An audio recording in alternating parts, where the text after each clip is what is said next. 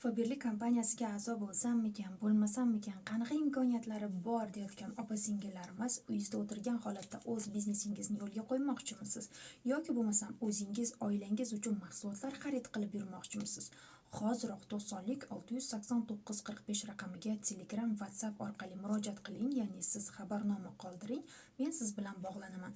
Hozirgi katalogimizda 50% chegirmalar, ya'ni kuponlarni qo'lga kiritishingiz mumkin. Men уже shunchasini qo'lga kiritdim.